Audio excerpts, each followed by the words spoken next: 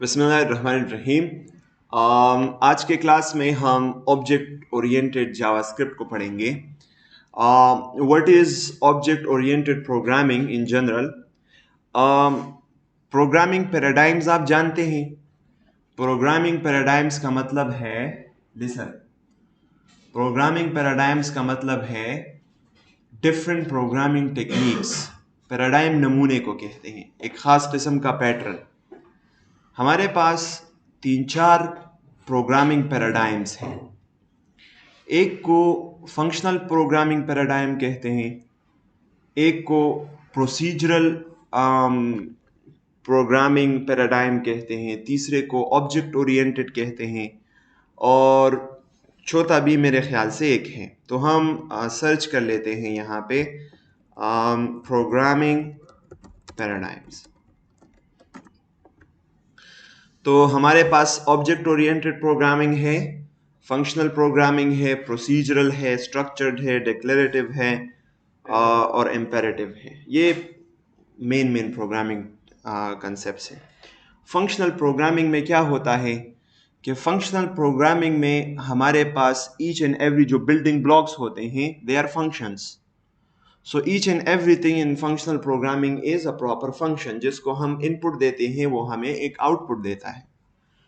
इस तरह procedural programming में क्या होता है, प्रोसीजरल प्रोग्रामिंग में नॉर्मल जो हमारा प्रोग्रामिंग फ्लो है वो होता है कि उसमें आप फंक्शंस भी यूज़ कर रहे हैं, आप वेरिएबल्स भी डिक्लेयर कर रहे हैं और आप स्टेप बाय स्टेप आ रहे हैं। So this is procedural programming kind of. अगर डिफिनीशन हम देखें, वालेकुम सलाम। Procedural programming is a programming paradigm derived from imperative programming based on the concept of the procedure call. Procedures simply contain a series of computational steps to be carried out. ठीक है। जिस तरह हम step by step approach करते हैं, step by step program लिखते हैं, तो this is kind of procedural programming. उसमें हम फंक्शन भी कॉल करते हैं, फंक्शन डिफाइन भी करते हैं, जिस तरह हम अभी कर रहे थे आज तक। अगर फंक्शनल प्रोग्रामिंग को मैं एक्सपेंड करूं तो functional programming is a programming paradigm where programs are constructed by applying and composing function. सारा प्रोग्राम वो फंक्शन से बना होता है, there is nothing else beside the functions. फिर हमारे पास ऑब्जेक्ट ओरिएंटेड प्रोग्रामिंग का पैराडाइम आता है। ऑब्जेक्ट ओरिएंटेड प्रोग्रामिंग में क्या होता है कि हमारे पास क्लासेस और ऑब्जेक्ट्स होते हैं। देखिए, प्रोग्रामिंग में क्लासेस की ज़रूरत क्यों पड़ी। जैसे मैंने आपको मिसाल दिया था कि अरे या ऑब्जेक्ट हम क्यों यूज़ करते हैं कि अगर हम एक ही वेरिएबल में रिलेटेड डेटा को स्टोर करना चाहते हैं तो उसके लिए हम एक ऐसा डेटा स्ट्रक्चर यूज़ करेंगे जिसमें हम मल्टीपल वैल्यूज़ को स्टोर कर सकें। उसके लिए हमारे पास कितने ऑप्शंस थे? 2 ऑप्शंस। द फर्स्ट वाज अरे, यूजिंग इन अरे। तो अरे एक ऐसा डेटा स्ट्रक्चर है जिसमें हम मल्टीपल वैल्यूज़ को एक ही वेरिएबल में मल्टीपल वैल्यूज को यूजिंग अरे हम एक ही वेरिएबल में स्टोर कर सकते हैं। इस तरह ऑब्जेक्ट भी, दोनों में फ़र्क ये है कि एक स्ट्रक्चर्ड है, एक अनस्ट्रक्चर्ड है। स्ट्रक्चर का मतलब ये है कि अरे में, अनस्ट्रक्चर्ड का मतलब ये है कि अरे में पोजीशन के बेस पे हम वैल्यूज़ को गेट करते हैं, और स्ट्रक्चर्ड का मतलब ये है कि ऑब्जेक्ट में हम वो जिस पोजीशन पे भी होता है हम की से उस किसी भी वैल्यू को गेट करते हैं। अब देखिए, एक ही वेरिएबल में मल्टीपल वैल्यूज को स्टोर करने की जरूरत क्यों पड़ी?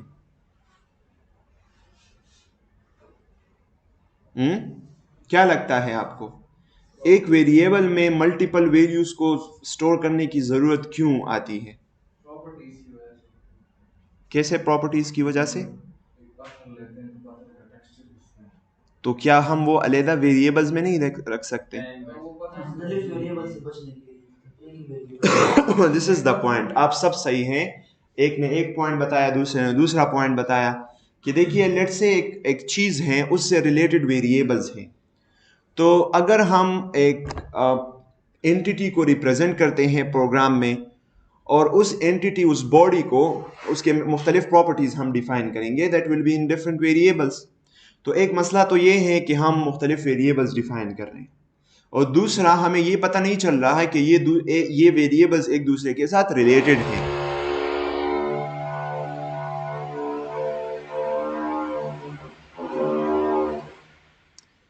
हमें ये पता नहीं चल रहा कि ये वेरिएबल्स एक दूसरे के साथ रिलेटेड हैं।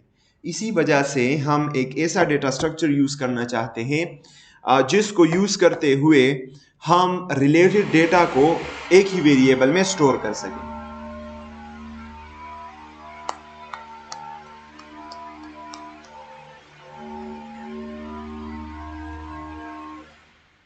ठीक है, अच्छा जैसे पर्सन है तो पर्सन का हमने ऑब्जेक्ट बनाया था, राइट? उसका फर्स्ट नेम, उसका लास्ट नेम, उसका एज, उसका सब कुछ वो उस एक ही वेरिएबल में ऑब्जेक्ट में पड़ा था।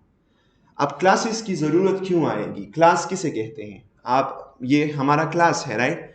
इसमें मुख्तलिफ स्टूडेंट्स जिनका पर्पस एक है वो एक ही उसमें गैदर होते हैं, एक ही उसमें जमा होते हैं। जी, क्लास के बारे में कुछ कहना चाहते हैं? अच्छा, ठीक है। तो क्लास क्या होता है कि जिसमें a group of students which gather for a purpose. अब प्रोग्रामिंग में भी अगर हमारे पास डिफरेंट वेरिएबल्स और डिफरेंट फंक्शंस हैं लेकिन सब एक पर्पस को सर्व कर रहे हैं तो उसका एक ग्रुप नहीं बनाना चाहिए? हाँ, एक ग्रुप बनाना चाहिए ना, कि जो रिलेटेड फंक्शंस और वेरिएबल्स हैं उनको हम ग्रुप करके एक जगह पे रखें कि यार इस ग्रुप के अंदर ये वेरिएबल है, ये वेरिएबल है और ये फंक्शन है। इस ग्रुप को हम क्लास कहते हैं। अगर आप फंक्शंस को, वेरिएबल्स को ग्रुप करें और उस ग्रुप को हम क्लास कहते हैं इन द प्रोग्रामिंग। और ऐसे प्रोग्रामिंग पैराडाइम, ऐसे प्रोग्रामिंग टेक्निक्स को जब आप यूज करेंगे तो this is called object oriented programming. ठीक है, तो इसको क्या कहते हैं? Object oriented programming. अच्छा, अब गौर से सुने, पते की बात यह है, बड़ा यार अद्दा हो। Alright, so object oriented programming में क्या होते हैं? हमारे पास क्लासेस होती हैं। साथ में इसको ऑब्जेक्ट ओरिएंटेड क्यों कहते हैं? क्योंकि क्लासेस के साथ साथ हमारे पास क्या होते हैं? ऑब्जेक्ट्स होते हैं। और ये ऑब्जेक्ट्स किसे कहते हैं? अभी मैंने आपको क्या बताया कि वेरिएबल्स और फंक्शंस को ग्रुप करने के लिए हम जब उसको ग्रुप करते हैं तो उस ग्रुप को क्या कहते हैं? क्लास कहते हैं। अब उस ग्रुप में हम किसी वेरिएबल को या किसी फंक्शन को कैसे एक्सेस करेंगे? How? So we have to make an object of that class. हमने उस क्लास का एक ऑब्जेक्ट बनाना होगा और उस ऑब्जेक्ट को फिर ये एक्सेस है कि वो उस क्लास के वेरिएबल को भी एक्सेस कर सके और वो उस क्लास के फंक्शन को भी एक्सेस कर सके। बाहर से अगर आप सिर्फ क्लास का नेम लिखेंगे और क्लास के आप कहेंगे कि यार फलां क्लास से let's say first person class से फर्स्ट नेम का वेरिएबल उठाओ, तो आपको लैंग्वेज कहेगा कि आपके पास ऑब्जेक्ट है, नहीं है तो मैं नहीं देता, आपको इसका एक्सेस नहीं है। Just for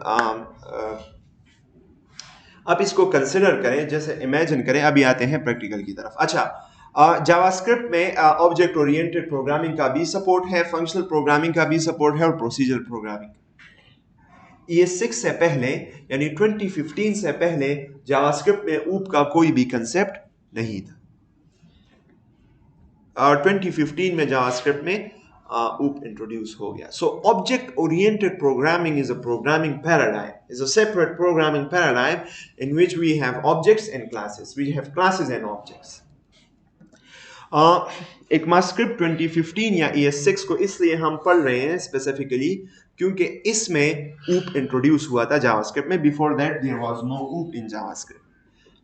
So ECMAScript 2015 was the second major version, major revision to JavaScript. पहला रिवीजन भी हुआ था तो ये सेकंड बड़ा रिवीजन था जावास्क्रिप्ट में जिसमें बहुत सारी चीजें वो चेंज हो गई। ES6 introduced object-oriented programming in JS and some other features like arrow functions, let and const keywords and many more. Arrow functions आपने देखे हैं अभी तक? हमने फंक्शन जब हम डिफाइन कर रहे थे तो हम फंक्शन कीवर्ड लिख रहे थे। आपको पता है हम फंक्शन को एक और तरीके से भी डिफाइन कर सकते हैं इन द जावास्क्रिप्ट और वो अभी पढ़ेंगे। So the first thing is arrow function.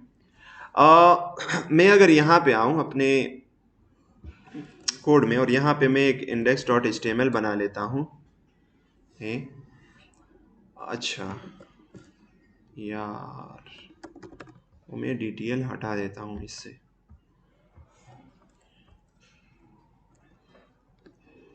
Django टेम्पलेटिंग language कहाँ गया?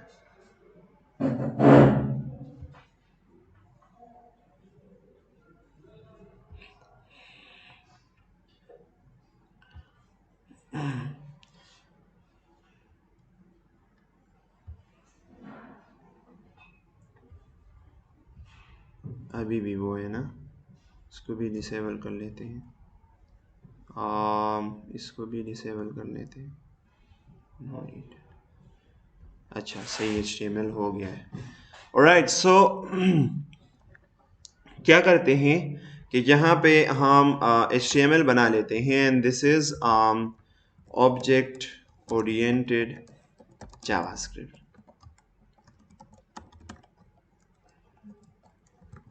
ऑलराइट, गौर से देखें, एक H1 बनाता हूँ और इसमें मैं लिखता हूँ ऑब्जेक्ट ओरिएंटेड जावास्क्रिप्ट और ES6, और साथ में इसके साथ में कनेक्ट कर लेता हूँ एक किसको, index.js को, और यहाँ पे हम index.js एक फाइल बना लेते हैं। ऑलराइट, सो इस index.js में मैं क्या करता हूँ कि मैं एक फंक्शन बनाता हूँ। ठीक है, फंक्शन किस लिए बनाते हैं? एक फंक्शन बनाते हैं जो कि हमारे लिए इस index.html से, लेट्स से मैं यहाँ पे एक h3 बना लेता हूँ और इस h3 को एक फंक्शन बनाते हैं प्रिंट शो मैसेज। ठीक है, और इस शो मैसेज को हम एक एलिमेंट पास करेंगे which will be the HTML element. ठीक है, जब कोई इसको कॉल करेगा तो इसको एक आर्गुमेंट मिलेगा और वो आर्गुमेंट क्या होगा, वो एक HTML एलिमेंट होगा, और उस HTML एलिमेंट के इनर HTML में ये क्या करेगा, ये एक मैसेज को शो करेगा, वेलकम टू जावास्क्रिप्ट। ठीक है, अच्छा, अगर मैं इसको सेव करता हूं और यहाँ पे मैं इस index.html को खोल लेता हूं, तो हाशिर मुझे ये बताओ कि H3 में क्यों वो शो नहीं हुआ, वो मैसेज क्या नहीं किया? वो भी गेट कर लेते हैं।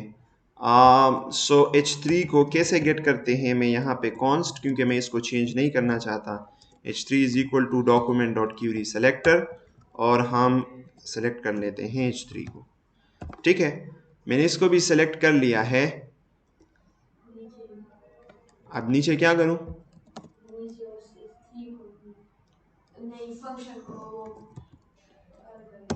कॉल करता हूं तो फिर इसको क्या दूंगा, एलिमेंट। कौन सा एलिमेंट? अच्छा, इसको क्या दूंगा, शो मैसेज को क्या दूंगा इन आर्गुमेंट? हाँ, तो मैं एक पैरामीटर में क्या एक्सपेक्ट कर रहा हूँ, एलिमेंट। तो इस यहाँ पे क्या पास करना चाहिए आपके ख्याल में? कौन सा एलिमेंट बताए ना, क्या करूँ? एलिमेंट पास करूँ ऐसे? मैं जब इस फंक्शन को कॉल कर रहा हूँ तो वो एक्सपेक्ट कर रहा है कि मैं इसको एज अ फर्स्ट आर्गुमेंट इसको मैं एक HTML एलिमेंट प्रोवाइड करूंगा। तो वो HTML एलिमेंट मैं कैसे प्रोवाइड करूंगा यहाँ पे?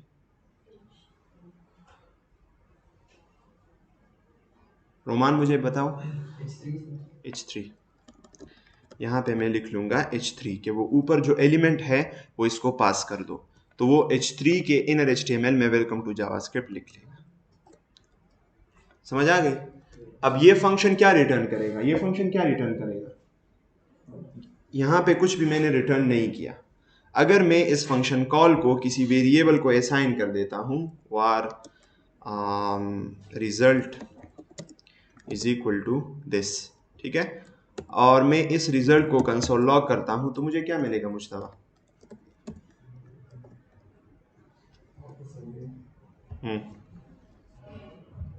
हम जब किसी फंक्शन कॉल को किसी वेरिएबल में असाइन करते हैं तो हमें क्या मिलता है?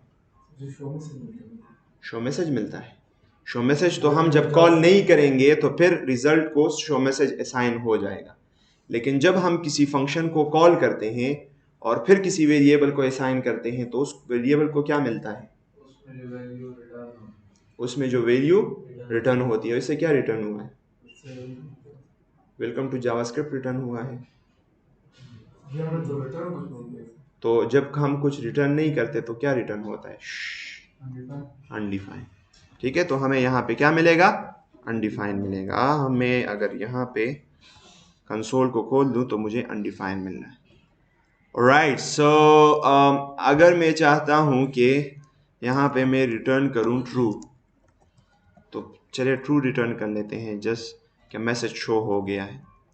अच्छा, अब इस फंक्शन को ना मैं एक और फॉर्मेट में भी लिख सकता हूं।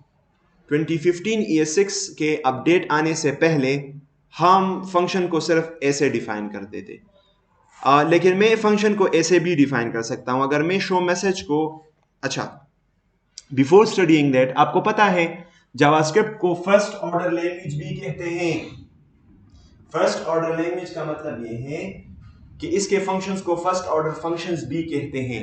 वो इसलिए कि जावास्क्रिप्ट के फंक्शंस को हम किसी भी वेरिएबल को असाइन कर सकते हैं। फंक्शन डिफिनीशंस को, फंक्शन कॉल को तो वैसे और लैंग्वेजेस में भी कर सकते हैं, लेकिन फंक्शन डिफिनीशंस को भी हम वेरिएबल में स्टोर कर सकते हैं। कैसे? ये देखिए, शो मैसेज है ना, इस शो मैसेज को मैं यहां से हटा देता हूं, इसको मैं एनोनिमस फंक्शन कर लेता हूं, ठीक है, और मैं यहां पे लिख लेता हूं const show message is equal, sorry,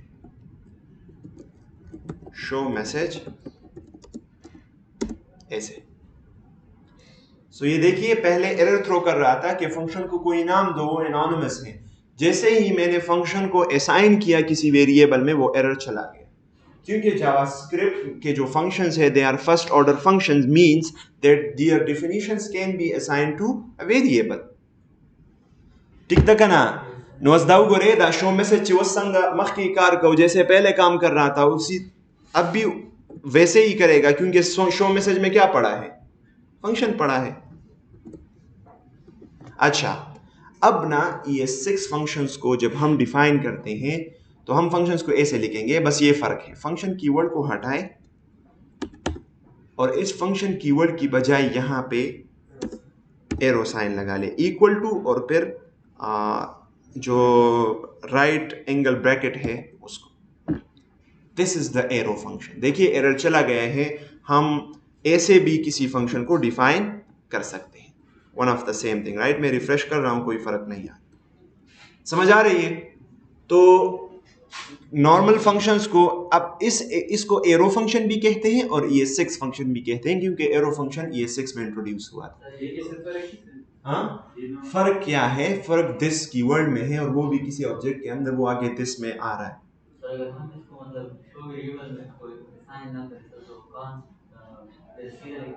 हाँ, फिर नहीं लिख सकते, फिर ये जरूर आप किसी वेरिएबल को असाइन करेंगे, ठीक है?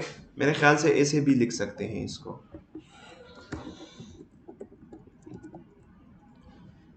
नहीं कर सकते ऐसे, हम जरूर इसको किसी वेरिएबल को असाइन करेंगे, ठीक है? एनोनिमस एरो फंक्शन बनाएंगे और फिर उसको किसी वेरिएबल को असाइन करेंगे। ऑलराइट, इसमें एक और डिफरेंस ये है, पहला डिफरेंस, दो तीन डिफरेंसेस है। पहला डिफरेंस ये है कि अगर हमारे पास एक फंक्शन है, लेट्स से गौर से देखें, मेरे पास एक फंक्शन है दैट इज सम, और वो सम फंक्शन जो है वो मैं ऐसे डिफाइन करता हूँ ना, वो a और b दो आर्गुमेंट, दो पैरामीटर्स लेता है, और ये क्या रिटर्न करता है? सिर्फ a और b के सम को। अब देखिए, इस फंक्शन में सिर्फ एक ही लाइन है, एक ही स्टेटमेंट है, and that statement is a return statement, ठीक है? अब ये रिटर्न स्टेटमेंट सिर्फ एक फंक्शन है, उसमें सिर्फ एक ही रिटर्न फंक्शन है, इसको आप शॉर्टकट तरीके से यूजिंग एरो फंक्शन लिख सकते हैं। कैसे? अच्छा, अगर इससे एरो फंक्शन बनाएंगे तो क्या करेंगे? फंक्शन हटाएंगे, फिर ब्रैकेट्स के बीच में इक्वल टू और फिर ग्रेटर देन साइन लगाएंगे जिससे एक एरो बन जाएगा। अच्छा, यहाँ पे ये सम जो है ये फंक्शन डेफिनेशन है। हाँ, फंक्शन सम जो है फंक्शन का नाम है, और फंक्शन डिफिनीशन सम के आगे जो वैल्यू आप उसको असाइन कर रहे हैं ना, this is the function definition. You are defining the function there, you are not calling the function there, you are defining the function over there. मतलब हम लिखते हैं ना फंक्शन ऐड वैसे, एग्जैक्टली फंक्शन ऐड और फिर पेरेंथेसिस और फिर ब्रेसेस, तो बिल्कुल उसी तरह ये भी काम करता है।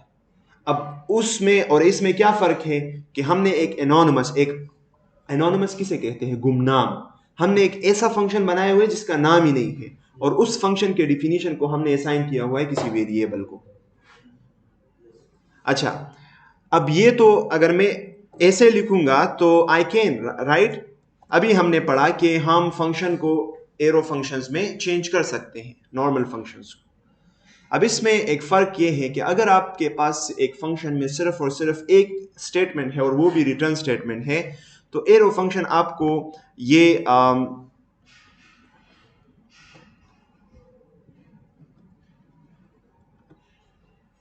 एरो फंक्शन आपको ये बेनिफिट देता है, आपको एक शॉर्टकट देता है। वो शॉर्टकट क्या है कि वो कहता है कि ये ब्रेसेस मेसेस वगैरह ना लगाओ और ना रिटर्न स्टेटमेंट यहां पे लिखो। अगर एक ही स्टेटमेंट है और वो रिटर्न स्टेटमेंट है तो आप इसको इस तरह लिख सकते हैं डायरेक्टली। देखिए, एक लाइन में पूरा फंक्शन आ गया। तो मैं अगर इसको सेव करूं और इस सम फंक्शन को मैं कॉल करूं तो ये मुझे क्या रिटर्न करेगा? मुझे दो नंबर देने हैं ना, 54, 56, और मैं इसको कंसोल कर देता हूं कि आया वाकई ये काम कर रहे हैं भी कि नहीं।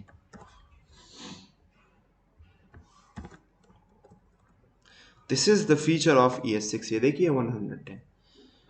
So the key point from this discussion is, अगर हमारे पास ES6 फंक्शन है, अगर हमारे पास एक फंक्शन है और उसमें सिर्फ एक रिटर्न स्टेटमेंट है, तो वो अगर आप उस लॉन्ग फॉर्मेट में लिखें और अगर आप उसको यूजिंग ES6 इस शॉर्ट फॉर्मेट में लिखें, one of the same thing, काम एक ही तरह का करेंगे, लेकिन रिकमेंडेड ये है कि आप इसको शॉर्ट तरीके से उस फंक्शन को डिफाइन करें, क्योंकि प्रोग्राम आपका शॉर्ट हो जाता है।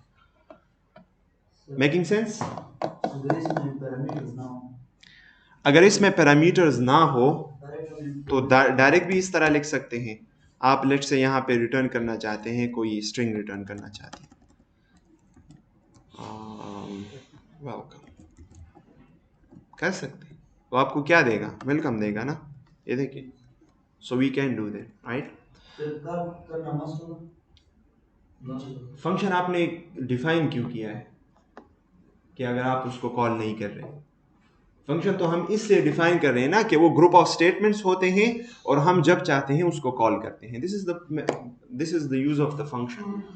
बस ES6 फंक्शन में ये है कि उसमें एक किस्म के शॉर्टकट्स हैं हमारे पास, और एक और फर्क भी है, वो हम आगे पढ़ेंगे।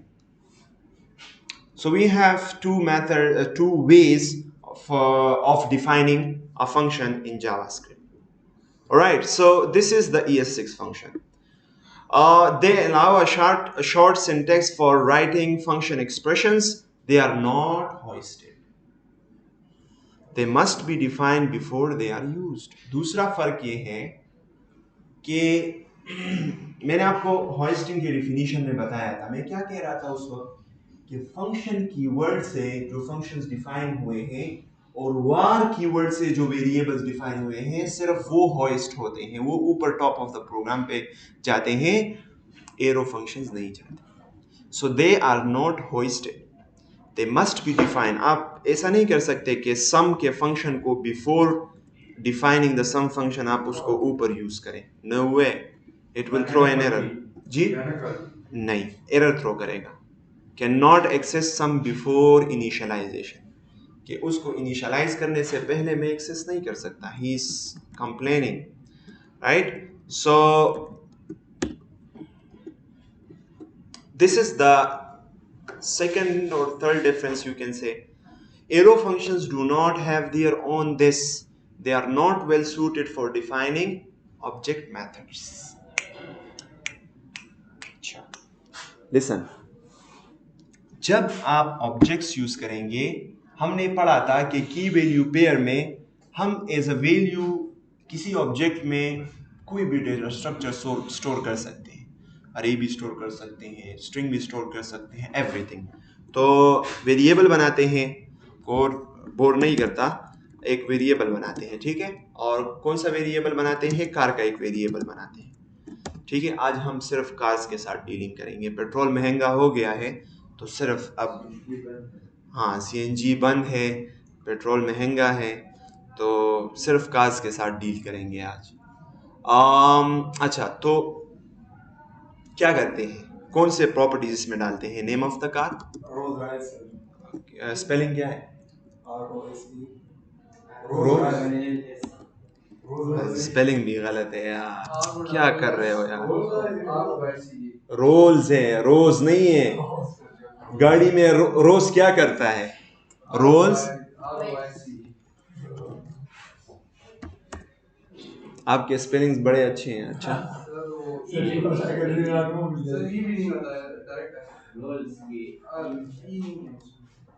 अच्छा रोल्स नहीं है, रोल है. रोल. ओ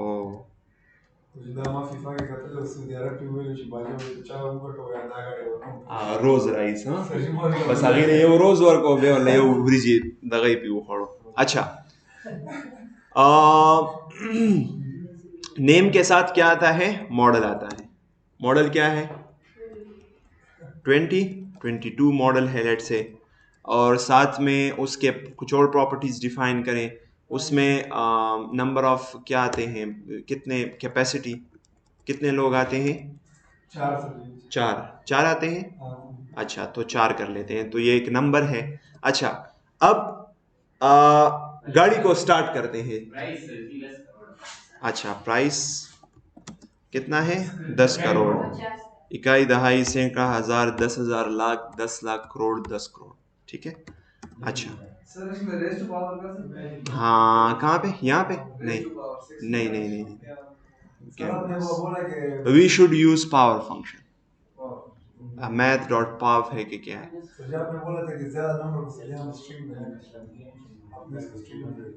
नहीं, मैंने तो ऐसे नहीं कहा. मैंने कहा है कि फोन नंबर बताया था, ज्यादा नंबर को नहीं. अगर आप किसी को एज अ नंबर डील करते हैं तो उसको स्ट्रिंग में ना लिखे प्लीज. अच्छा, अब एक फंक्शन बताएं जो कि मैं इस कार के अंदर डालूं. वो फंक्शन क्या होगा? वो स्टार्ट होगा कि मैं इस फंक्शन को स्टार्ट करूं ना, और मेरे कंसोल में आ जाए the car has been started. ठीक है, तो स्टार्ट को हम, अच्छा मेरा मतलब ये है कि इसके अंदर अगर आपके पास एक ऑब्जेक्ट है तो उसके कीज के वैल्यूज को आप कोई भी डेटा स्ट्रक्चर दे सकते हैं. स्ट्रिंग दे सकते हैं, बूलियन दे सकते हैं, नंबर दे सकते हैं, एक और अरे दे सकते हैं, एक और ऑब्जेक्ट दे सकते हैं, इवन फंक्शंस भी दे सकते हैं. तो अब मैं देखिए क्या डिफाइन कर रहा हूं. मैं स्टार्ट को एक फंक्शन पास करना चाहता हूं. तो जिस तरह मैं एक वेरिएबल को एक एनोनिमस फंक्शन असाइन करता था, बिल्कुल उसी तरह आप यहां भी करें. तो एक एनोनिमस फंक्शन में इसको पास करता हूं, और ये क्या करेगा कि ये कंसोल करेगा जब कोई इसको कार स्टार्टेड सक्सेसफुली. ठीक है, और मैं इसको सेव कर लेता हूं. Make sense? अब देखिए ये जो फंक्शन है, दिस इज ये 6 function, this is arrow function. No, this is normal function. अगर हम यहाँ पे ये 6 फंक्शन यूज करना चाहते हैं वो भी हम कर सकते हैं. तो कैसे कन्वर्ट करेंगे फंक्शन को? यहाँ से हटा के यहाँ पे हमने इक्वल और ग्रेटर देन साइन लगाना है, एक एरो लगाना है. लेकिन हमने यहाँ पे स्लाइड में क्या पढ़ा कि arrow functions do not have their own this, they are not well suited for defining object methods. Object के अंदर किसी की को अगर आप एक फंक्शन पास कर रहे हैं तो उस फंक्शन को हम मेथड कहते हैं. तो ये रिकमेंडेड नहीं है कि आप एक ऑब्जेक्ट के अंदर किसी की को एक फंक्शन पास कर रहे हैं उसको आप एज ES6 फंक्शन डिफाइन करें। ये अच्छी बात नहीं है। क्यों? दिस में हम पढ़ेंगे। आप यहां पे क्या करें, आप यहां पे इसको नॉर्मल फंक्शन की तरह डिफाइन करें with using the function keyword. ठीक है। सो अगर मैं इस फंक्शन को कॉल करना चाहता हूं तो कैसे कॉल करूंगा? कार डॉट स्टार्ट, और इसको मैं कॉल करूंगा। तो अगर मैं इसको रिफ्रेश करूं तो कार स्टार्टेड सक्सेसफुल। ठीक है। ऑलराइट। यहाँ पे मुझे एक और फन चीज याद आ गई है। यहाँ पे मैं कार का स्टेटस डिफाइन कर लेता हूँ कि कार अब ऑन है कि ऑफ है, और फिर उसको बाद में इसके साथ देखते हैं। तो क्या की का नाम क्या होना चाहिए? स्टार्ट स्टेटस होना चाहिए। चलिए,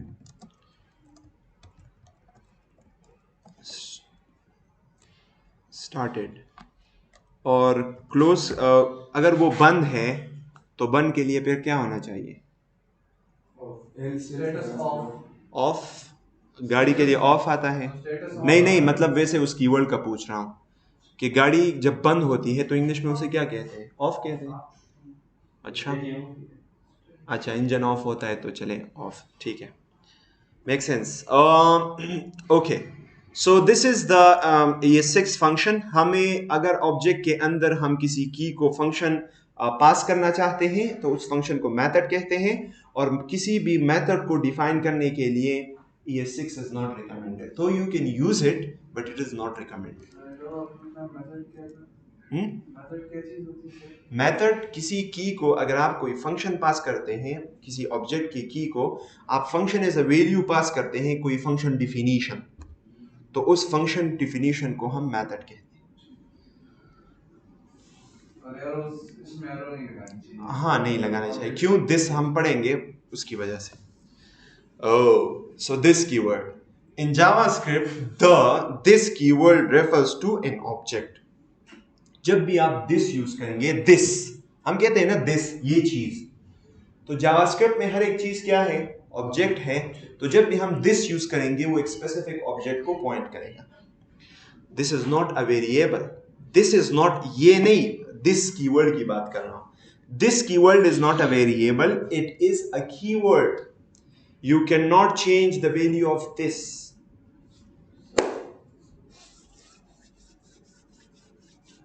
Alone this refers to the global object.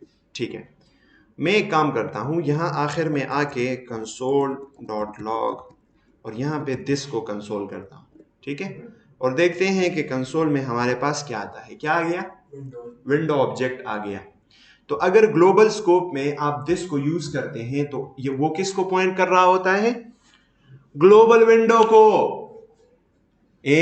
गौर से सुने। अच्छा, एक बात बता रहा हूं, हम जो ग्लोबल स्कोप में वेरिएबल्स को डिफाइन करते हैं, ग्लोबल स्कोप में जब हम वेरिएबल्स को डिफाइन कर रहे हैं, जैसे H3 हमने यहां पे डिफाइन किया हुआ है, हमने ये कार का ऑब्जेक्ट डिफाइन किया हुआ है, ये हम कहां पे कर रहे हैं? Inside a function.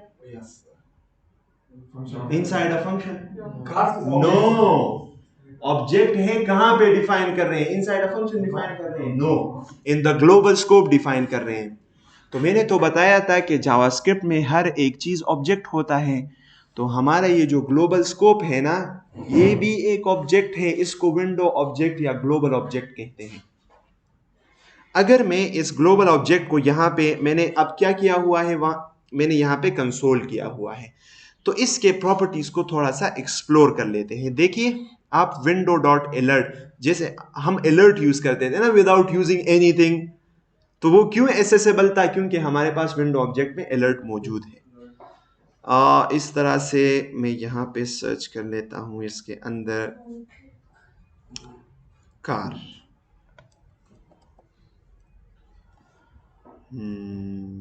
वन,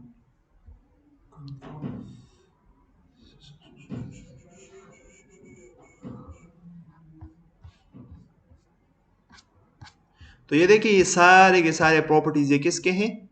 ये उस ग्लोबल विंडो ऑब्जेक्ट के हैं।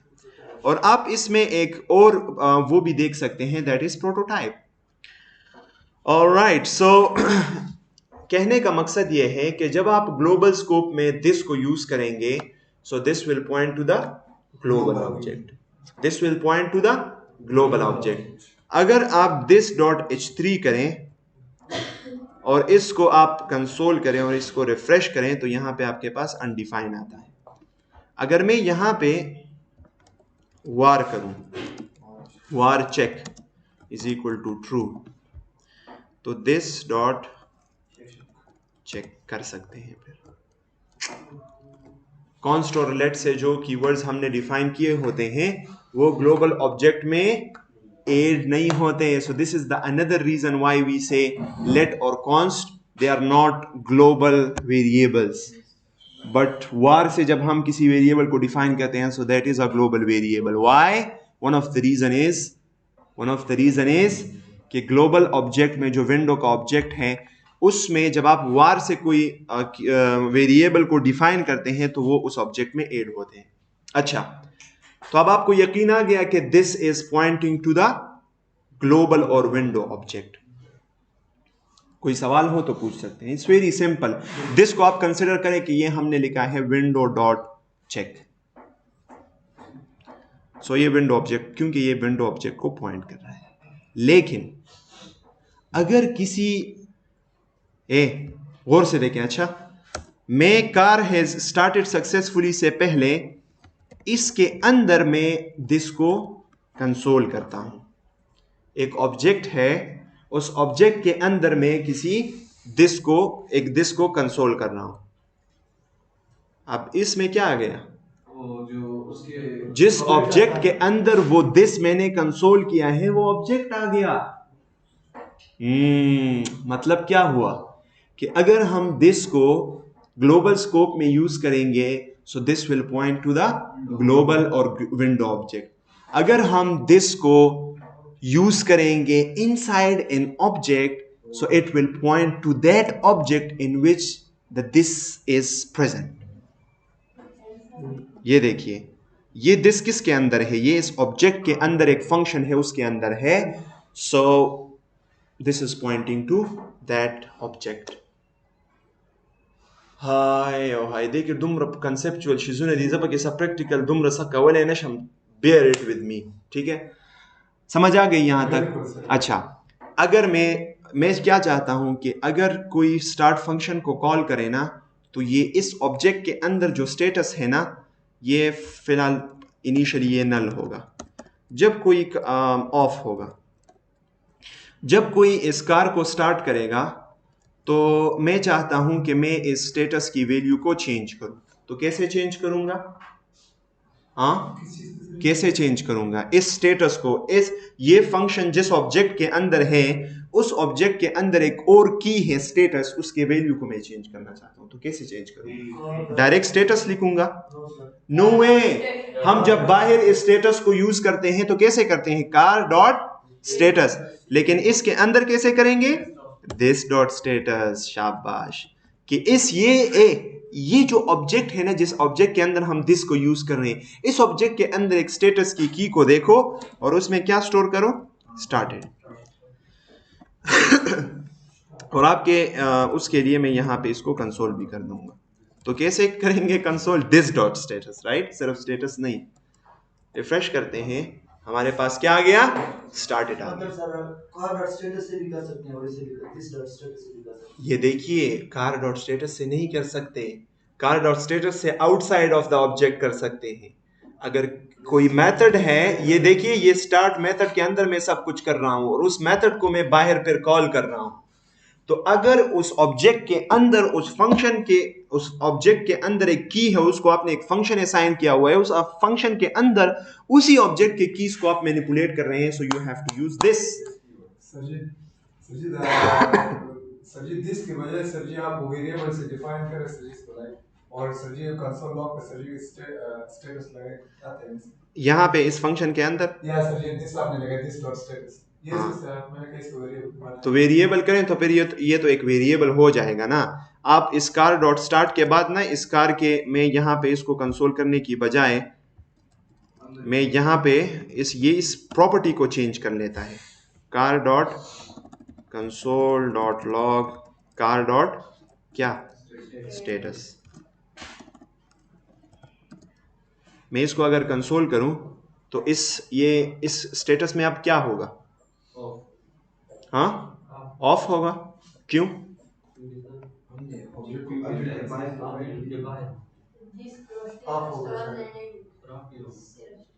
तो ये किसने कहा है? हम यहाँ पे क्यों वैल्यू को चेंज नहीं कर रहे जब किसी कर रहे हैं? Exactly, that will be overrided, you are right. ठीक है, तो अगर आप कार डॉट स्टार्ट को जब भी कॉल करते हैं ना, उसके बाद स्टेटस उस कार ऑब्जेक्ट के अंदर जो स्टेटस है उसकी वैल्यू चेंज हो जाएगी। अगर आप इससे पहले कंसोल डॉट लॉग करते हैं स्टेटस को तो फिर चेंज नहीं हुई होगी। This is very normal thing, right? इसमें कुछ भी वो इतना कॉम्प्लिकेटेड नहीं है। ऑफ है, फिर जैसे ही हमने स्टार्ट का मेथड कॉल किया तो उसने उस ऑब्जेक्ट के अंदर उस वैल्यू को चेंज कर दिया, तो वो स्टार्टेड हो। So this is the this keyword. So very simple, right? If you are using this outside any function, you are using it in the global scope, so it will point to the global or window object. If you are using this inside a method, so it will point to that object in which the method is inside. Like, this is the point. Yes. अब देखें, मैं इसको थोड़ा सा comment कर लेता हूं और यहां पे मैं ना उसी दिस को यहां पे इनसाइड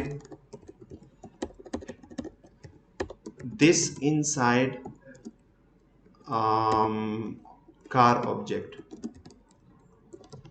ठीक है, और इसमें दिस को यहां पे मैं दिस को वो कर लेता हूं, कंसोल कर लेता हूं। तो मैं अगर इसको रिफ्रेश करता हूं, मुझे अब क्या मिल रहा है? ऑब्जेक्ट मिल रहा है। लेकिन अगर मैं इसको कन्वर्ट करूं टू द ES6 ऑब्जेक्ट, क्या मिल रहा है? विंडो का ऑब्जेक्ट मिल रहा है। इसका मतलब क्या हुआ? इसका मतलब ये हुआ ना कि अगर आप ES6 फंक्शन के अंदर दिस को यूज करेंगे, अगर आप ES6 फंक्शन के अंदर दिस को यूज करेंगे, वो ES6 फंक्शन जहां कहीं भी होगा स्टिल वो पॉइंट करेगा विंडो ऑब्जेक्ट को। एग्जैक्टली, क्योंकि आउटसाइड ऑफ द ऑब्जेक्ट क्या? वो पेरेंट को करते हैं, पेरेंट हमारा, हाँ, वो पेरेंट नहीं करता। ES6 फंक्शन के अंदर पेरेंट वगैरह नहीं होता। हमेशा ES6 फंक्शन के अंदर अगर आप दिस यूज करेंगे, this is the another difference between the function using the function defined with function keyword and the function defined as arrow function. दोनों में एक और फर्क ये है कि this keyword अगर आप ES6 फंक्शन के अंदर यूज करेंगे तो वो हमेशा ग्लोबल ऑब्जेक्ट या विंडो ऑब्जेक्ट को पॉइंट करेगा, चाहे वो किसी ऑब्जेक्ट के अंदर आप उसको यूज करें जहां कहीं भी। लेकिन फंक्शन कीवर्ड, नॉर्मल फंक्शन के अंदर अगर आप दिस को यूज करते हैं तो वो जिस ऑब्जेक्ट के अंदर है उसी ऑब्जेक्ट को पॉइंट करते हैं। समझ आ गई? This is the difference. और दिस इज दिस कीवर्ड में इसको कंट्रोल Z कर लेता हूं और इसको वापस हटा देते हैं। Alright, so that is all about this. Next है हमारे पास classes. For the time being थोड़ा सा ब्रेक लेते हैं। आप ऐसा करें कि आप एक ऑब्जेक्ट बनाएं और उस ऑब्जेक्ट के अंदर एक पर्सन का ऑब्जेक्ट है, उसके अंदर फर्स्ट नेम और लास्ट नेम करें और एक मेथड बनाए गेट फुल नेम, और उस गेट फुल नेम में उन फर्स्ट नेम और लास्ट नेम को कॉन्केटिनेट करें, दोनों को ऐड कर उसको रिटर्न करें। शाबाश, ये करें। एक पर्सन ऑब्जेक्ट बनाए, उसके अंदर गेट फुल नेम का एक फंक्शन होगा जो कि उसी ऑब्जेक्ट के अंदर फर्स्ट नेम और लास्ट नेम के कीज के वैल्यूज को उठाएगा और उसको कॉन्केटिनेट करके रिटर्न करेगा। सही है। और ऑल्सो आप ES6 फंक्शन को एक ES6 फंक्शन बनाए जो ES6 फंक्शन कोई मैसेज शो करे, जो भी करे, कुछ काम करे, बस अपनी मर्जी का एक ES6 फंक्शन बनाए और मुझे दिखाए ताकि फिर हम आगे कंटिन्यू कर सकें। ऑलराइट, सो आप लोगों ने टास्क कर लिया है, आगे जाते हैं क्लासेस की तरफ. So I told you that classes is a group of properties, group of variables and functions.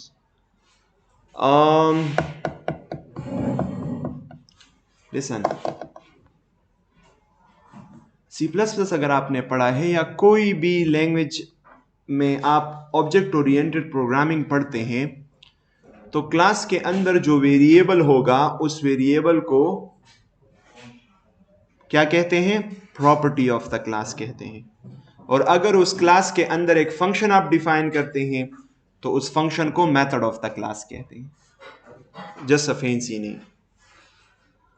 So in JavaScript, classes are templates for JavaScript objects.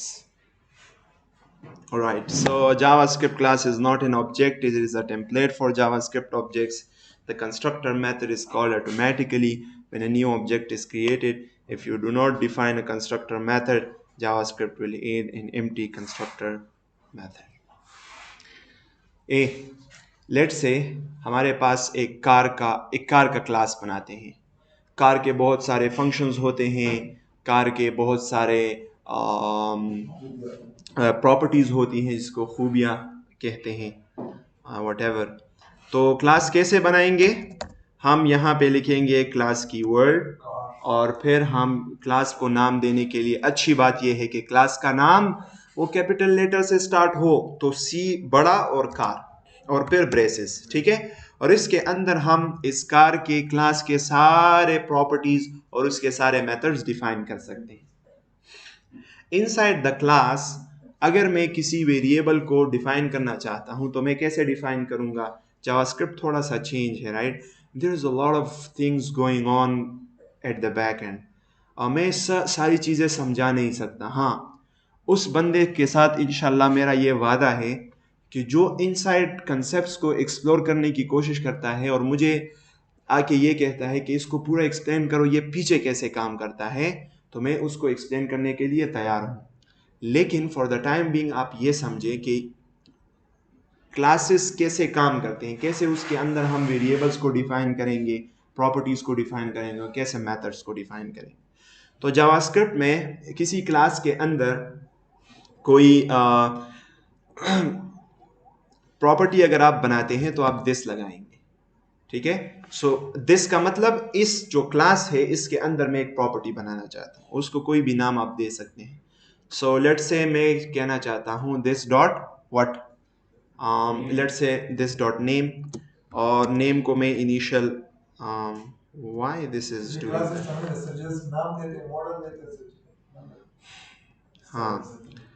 हाँ, मुझे यहाँ पे एज सच हम आई गेस प्रॉपर्टीज डिफाइन नहीं कर सकते हैं. Noir keyword लगाएंगे, sorry for that.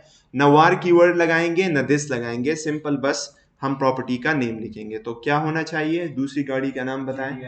GTR. What? Nissan GTR.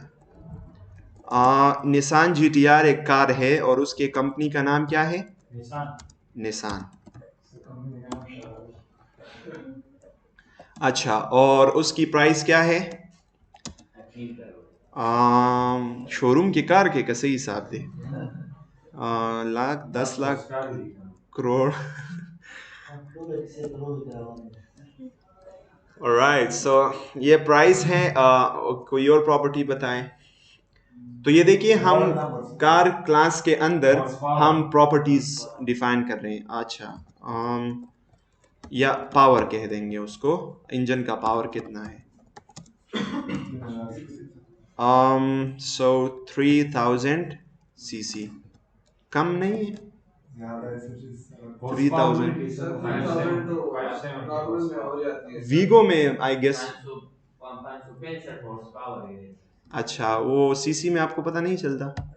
CC हम कंपेयर कर सकते हैं ना. 76 होता है. 1 हॉर्स पावर 76.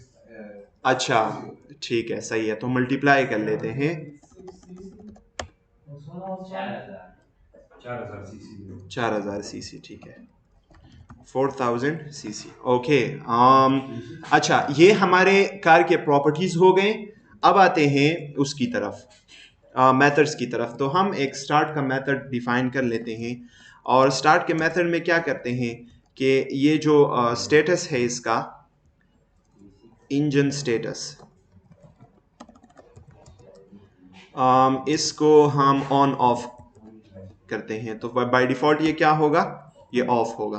तो जैसे ही कोई स्टार्ट का फंक्शन कॉल करेगा हम क्या करेंगे कि इंजन स्टेटस को अच्छा, जब भी आप जिस तरह हम ऑब्जेक्ट के अंदर करते थे कि उसी ऑब्जेक्ट के किसी प्रॉपर्टी को अगर हम एक्सेस करना चाहते थे तो हम दिस लगाते थे, बिल्कुल इसी तरह क्लास में भी अगर हम क्लास के किसी वेरिएबल को एक्सेस करना चाहते हैं तो हम क्या लगाएंगे, दिस लगाएंगे।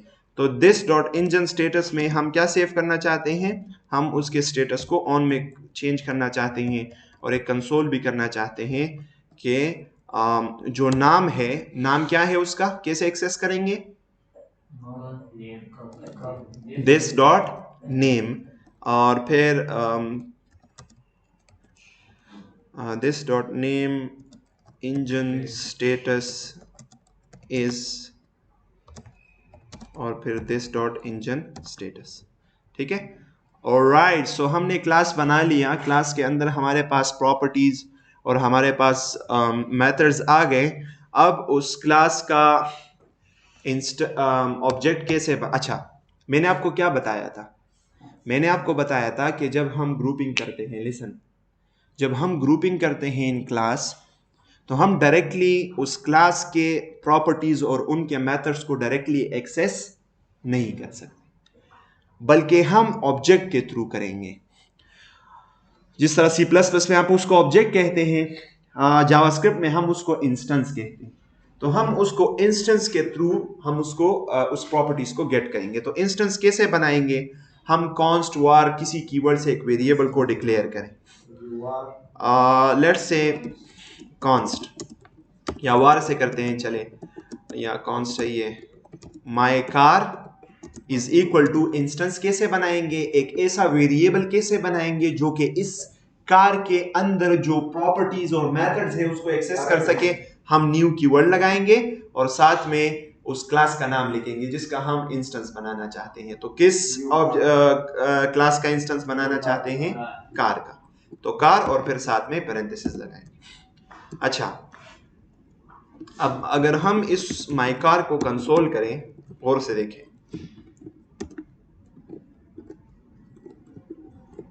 हमारे पास पूरा क्लास का जो वो है इंस्टेंस है वो आ गया है। We can access all these thing, हमारे पास एक ऑब्जेक्ट बन गया है अब। ठीक है, माई कार में अब क्या है, एक ऑब्जेक्ट बन गया है जिसमें कीज में तमाम के तमाम वो प्रॉपर्टीज और मेथड्स है जो कि उस क्लास के अंदर थे। न्यू इंस्टेंस बनाने के लिए ना, कि ये क्लास है, इसमें एक ऐसे वेरिएबल को बनाना चाहता हूं जो वेरिएबल इस क्लास के अंदर किसी भी प्राइवेट पब्लिक चीज को एक्सेस कर सके। ठीक है, अगर मैं डायरेक्टली ऐसे लिखूंगा तो और से देखें, अगर मैं डायरेक्टली लिखूंगा कार डॉट नेम, तो यहां पे क्या आया है, कार आया है। तो हम डायरेक्टली डॉट नेम और इन चीजों को डायरेक्टली एक्सेस नहीं कर सकते, हमारे पास इसका एक्सेस नहीं है। इसी तरह से अगर हम यहाँ पे स्टार्ट करते हैं, लेट्स से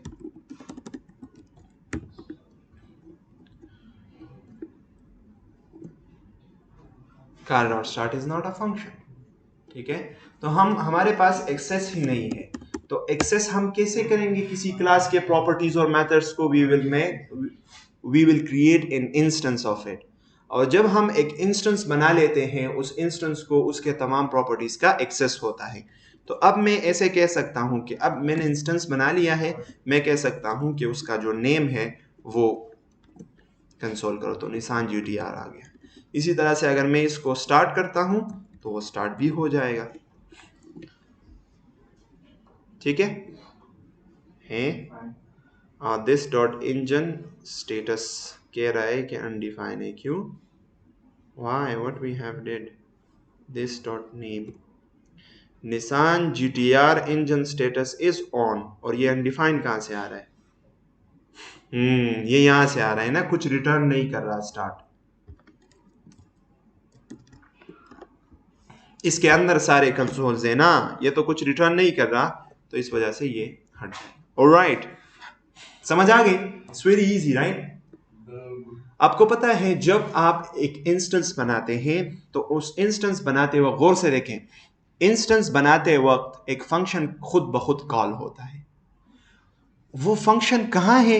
एक कार का फंक्शन, कार के क्लास का हम इंस्टेंस बना रहे हैं ना, तो जब भी हम कार के क्लास का इंस्टेंस बनाते हैं तो जैसे ही हम इंस्टेंस बनाते हैं, ये देखिए हमने यहाँ पे कार के क्लास को कॉल किया है, और मैं अगर इस पे होवर करूं तो ऊपर मुझे दिखा रहा है कंस्ट्रक्टर। तो जब हम इंस्टेंस बनाते हैं किसी क्लास का, उस वक्त जब हम इंस्टेंस बनाते हैं उसी वक्त उस क्लास के अंदर एक फंक्शन होता है जो कि फायर हो जाता है, कॉल हो जाता है ऑटोमेटिकली। उस फंक्शन को हम कहते हैं कंस्ट्रक्टर। बहुत आसान डिफिनीशन है। कंस्ट्रक्टर किसे कहते हैं? वो फंक्शन किसी क्लास के अंदर जो कि ऑटोमेटिकली कॉल हो जब हम उस क्लास का इंस्टेंस बनाए। अब वो हमने यहां पे डिफाइन किया हुआ है? नहीं, वो बिल्ट इन होता है, वो कुछ भी नहीं करता, बस एक एम्प्टी फंक्शन होता है जो कि कॉल हो जाए। अगर हम कुछ करना चाहते हैं, जब कोई एक इंस्टेंस को क्रिएट करें, हम कुछ करना चाहते हैं, तो फिर हम उस कंस्ट्रक्टर को ओवरराइड कर सकते हैं। कैसे ओवरराइड करेंगे? हम यहां पे लिखेंगे कंस्ट्रक्टर, और जिस तरह नॉर्मल फंक्शन का वो होता है बस उसी तरह से इसको भी डिफाइन कर लेंगे। और इसके अंदर मैं क्या करता हूं? कंसोल करता हूं, console dot log constructor is called.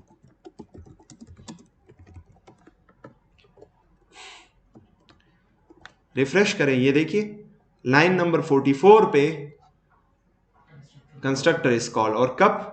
इस माई कार डॉट स्टार्ट से ऊपर ये कंसोल आए हैं। क्यों? क्योंकि जिस वक्त इंस्टेंस बन रहा था उस वक्त कंस्ट्रक्टर भी कॉल हो गया। काम क्या है? काम ये है कि जब हम किसी क्लास का इंस्टेंस बनाना चाहते हैं और उस क्लास को हम कोई डेटा प्रोवाइड करना चाहते हैं, तो वो हम थ्रू कंस्ट्रक्टर करते हैं। अब ये देखिए गौर से, अच्छा, name, company name, price, power और इंजन स्टेटस हम हार्ड कोड नहीं करना चाहते। मैं एक ऐसे कार का क्लास बनाना चाहता हूं जो कि जिसको मैं वैल्यूज दूं। मैं सिर्फ ब्लूप्रिंट बनाना चाहता हूं कि मेरे कार के क्लास में मेरे पास नेम की एक प्रॉपर्टी होगी, कंपनी नेम होगा, प्राइस होगा, पावर होगा, इंजन स्टेटस होगा। और जब मैं उसका इंस्टेंस बनाऊंगा उस क्लास का, तब मैं उसको वो सारे के सारे वैल्यूज पास करूंगा। अब देखिए, आप मल्टीपल वो भी बना सकते हैं ना। मैं यहां पे एक और इंस्टेंस भी बना सकता हूं, माई कार 2। अब माई कार और माई कार 2 में कोई फर्क है? Yes, नहीं है, दोनों में फर्क नहीं है। इन अ सेंस, किस लिहाज से फर्क की बात कर रहा हूं कि दोनों के सेम कीज और वैल्यूज हैं, कुछ भी फर्क नहीं है। ये देखिए, मैं अगर यहां पे माई कार 2 डॉट स्टार्ट करूं ना, one of the same thing, even a मैं माई कार 2 को कंसोल करता हूं। सर इसमें अलग डेटा सेट कर सकते हो, उसमें अलग। हाँ? बस एक फर्क है, वो आपको बताता हूं। वो ये है कि मैंने चूंकि इसका स्टार्ट कॉल किया हुआ है, दोनों को कंसोल करते हैं। ठीक है। मैं अगर इसके अंदर रिफ्रेश करूं तो ये देखिए, कार के अंदर इंजन का स्टेटस क्या है? ऑन है, क्योंकि हमने स्टार्ट का फंक्शन कॉल किया था। और यहां पे इंजन का स्टेटस क्या है? ऑफ है। बस ये बाकी डेटा तो सारा सेम है। वो भी अगर हम इसमें स्टार्ट का फंक्शन कॉल करें तो इसका इंजन स्टेटस भी ऑन हो जाएगा। दोनों गाड़ियों में कोई फर्क ही नहीं है। ये तो किसी काम का नहीं है। हम चाहते हैं कि हमारे पास हर एक इंस्टेंस का, हम एक कार का ऑब्जेक्ट बनाए, एक ब्लूप्रिंट बनाए कि कार का ये होना चाहिए, ये होना चाहिए। और जब हम इंस्टेंस बनाए तो हर एक इंस्टेंस एक डिफरेंट कार को रिप्रेजेंट करे। तो इसके लिए हमें कंस्ट्रक्टर की मदद लेनी होगी। कंस्ट्रक्टर की मदद हम कैसे लेंगे? हमें यहाँ पे कंस्ट्रक्टर में आर्गुमेंट्स भी हम डिफाइन कर सकते हैं। हम यहाँ पे कह सकते हैं कि कंस्ट्रक्टर पहले नेम लेगा, फिर कंपनी नेम लेगा, फिर प्राइस लेगा, फिर पावर लेगा, फिर इंजन स्टेटस लेगा। ठीक है। और इस कंस्ट्रक्टर के अंदर अब हम क्या कर रहे हैं कि ये जो ये जो आर्गुमेंट्स, ये जो पैरामीटर इस कंस्ट्रक्टर को मिल रहे हैं, ये हम उठा के इन जो क्लास के अंदर जो वेरिएबल्स हैं उसमें स्टोर, उस क्लास के प्रॉपर्टीज में स्टोर करना चाहते हैं। तो उसके लिए क्या करेंगे? ये मैं वैल्यूज इससे हटा देता हूं।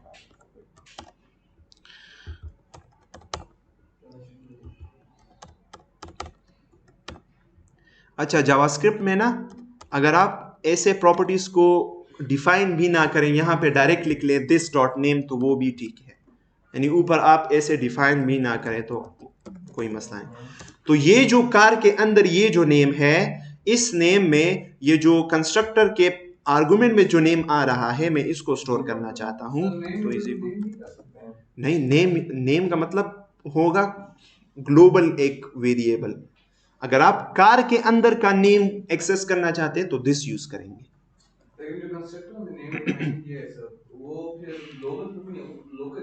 एग्जैक्टली, तो वो उसे मिल रहा है ना। The name is, we are feeding the name, हमने एक आर्गुमेंट नेम डिफाइन किया हुआ है। तो अगर हम विदाउट दिस यूज करेंगे नेम को, तो उसका मतलब होगा ये जो आर्गुमेंट में इसको नेम मिल रहा है। तो फायदा क्या है? आप नेम आपको मिल रहा है, आप उसको दोबारा से सेट कर रहे हैं, नो फायदा। इसी तरह से दिस डॉट कंपनी नेम में हम सेव करना चाहते हैं जो आर्गुमेंट में कंपनी नेम आ रहा है। इसी तरह से इस क्लास के अंदर जो प्राइस है उसमें हम स्टोर करना चाहते हैं प्राइस को, और इस क्लास के पावर जो प्रॉपर्टी है उसमें जो स्टोर करना चाहते हैं आर्गुमेंट में जो पावर आ रहा है। इसी तरह से इंजन स्टेटस में स्टोर करना चाहते हैं ये जो आर्गुमेंट में इंजन स्टेटस आ रहा है। अब जब हम इसका कंस्ट्रक्टर बनाएंगे तो हम इसको क्या प्रोवाइड करेंगे? हम इसको ये सारे आर्गुमेंट्स प्रोवाइड करेंगे। तो पहले हम कह लेते हैं निसान GTR, और फिर कंपनी नेम निसान, और फिर प्राइस जो है वो इसका 3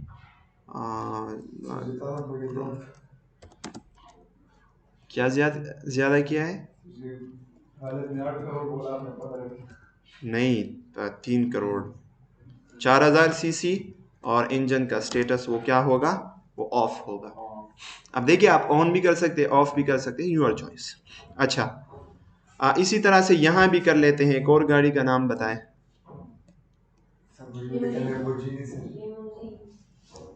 लेमोजीनी का स्पेलिंग कौन लिखेगा? बेंटली। और ये किस कंपनी का है?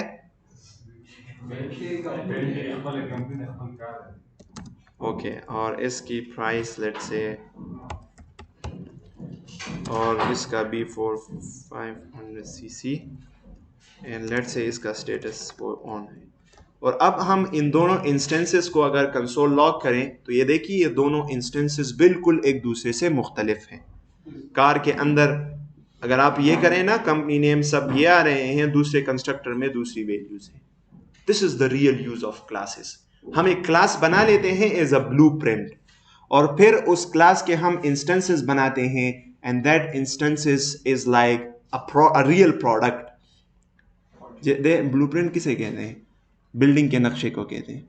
उस नक्शे को यूज करते हुए आप मल्टीपल बिल्डिंग्स नहीं बना सकते। एक बिल्डिंग बनाए उसको सुर्ख कलर दे दें, दूसरा बिल्डिंग बनाए उसको, उस एक को स्कूल बनाए, उसी ब्लूप्रिंट पे दूसरा बिल्डिंग बनाए उसको अस्पताल करें और उसको नीला रंग दे दें। ठीक है, ब्लूप्रिंट दोनों का सेम है, लेकिन दोनों के जो एंड प्रोडक्ट्स है वो क्या है? Different. So this is the use of the class. समझ आ गई कुछ? कंस्ट्रक्टर में इंस्टेंसेस की सही समझ नहीं है। कंस्ट्रक्टर में इंस्टेंसेस की इंस्टेंस मैंने दिए ना आपको, अगर नेक्स्ट जो हमने डिफाइन किया, मतलब this dot name is equal to, हाँ, इसका मतलब ये है कि इस क्लास के अंदर जो नेम की प्रॉपर्टी है, दिस डॉट नेम का ये मतलब है कि क्लास के अंदर नेम की प्रॉपर्टी, उसमें क्या सेव करो जो आर्गुमेंट में मुझे नेम मिल रहा है। सर ये क्लास को ग्लोबल है इस वजह से। हाँ, क्लास को ग्लोबल है क्योंकि दिस तो मेंशन ग्लोबल को। हाँ, तो ग्लोबल का मतलब होगा क्लास से आउटसाइड का वेरिएबल। लेकिन नेम तो क्लास से इनसाइड आपने डिफाइन किया। हाँ ना, तो स्कोप, अब इस दिस को अगर आप यहाँ पे वो करें ना, तो ये इस क्लास को वो करेगा, पॉइंट करेगा। हाँ, एग्जैक्टली। और वो ऐसा क्यों है? क्योंकि क्लास जो है, क्लास के अंदर का स्कोप वो ग्लोबल स्कोप नहीं है, ठीक है? इस यू कैन से इस इन क्या कहूँ मैं इसको, फंक्शंस को कवर एक आखिर में एक बात सुने, एक अजीब बात, यू विल अमेज कि जावास्क्रिप्ट में एज सच क्लासेस नहीं है, ये इन्होंने फेक किया हुआ है। ये पीछे सारे ऑब्जेक्ट्स चल रहे हैं जो हमने की वैल्यू पेयर्स पढ़े, ये सब वो चल रहे हैं। लेकिन लोग कह रहे थे पहले कि ऊप नहीं है, और ऊप लोग अक्सर प्रोग्रामर्स को बहुत पसंद होता है, तो इन्होंने फेक किया हुआ है। बिहेवियर डेलीगेशन जावास्क्रिप्ट का अपना एक पैराडाइम है, वो उस पर काम करता है। तो इसके डिटेल में ना जाए, बस ये कार का एक अपना वो है, स्कोप है। अगर मैं आपको एक और बात कहूँ तो आप हैरान रह जाएंगे कि क्लास असल में फंक्शन होता है, आई गेस, और फंक्शन असल में ऑब्जेक्ट होता है। तो वही ऑब्जेक्ट सब की वैल्यू पेयर्स एवरीवेयर। सर ये हमने जो लिखा है न्यू क्लास, सर ये न्यू मतलब हम उसकी जगह कुछ और लिख सकते हैं? नहीं, हाँ, जिस क्लास का हम वो बनाते हैं, इंस्टेंस बनाते हैं, उस क्लास का नाम लिखेंगे और साथ में न्यू लिखेंगे। New is a keyword. जिस तरह आप C++ में आप कैसे डिफाइन करते हैं, लेट्स से कार एक क्लास है, उसका आप डिफाइन करते हैं एक वेरिएबल, तो आप उस क्लास का नाम लिखते हैं और आई गेस उस माई का ऐसे होता है, कैसे होता है, ऐसे होता है ना। और कंस्ट्रक्टर कैसे कॉल होता है, आई गेस ऐसे ही होता है, क्लास का नाम पहले लिखेंगे और फिर ऑब्जेक्ट का नाम लिखेंगे। हाँ, सर्च करते हैं, क्रिएट ऑब्जेक्ट इन C++।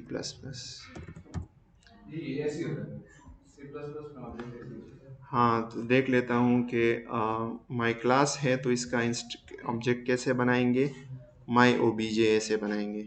और फिर उसको अगर हमने कुछ आर्गुमेंट्स पास करना हो तो वो कैसे करेंगे, उसको ब्रैकेट दे देते हैं उसी नाम को ना, यहाँ पे। अच्छा ठीक है, मैंने देखा था लेकिन फिर से भूल गया था।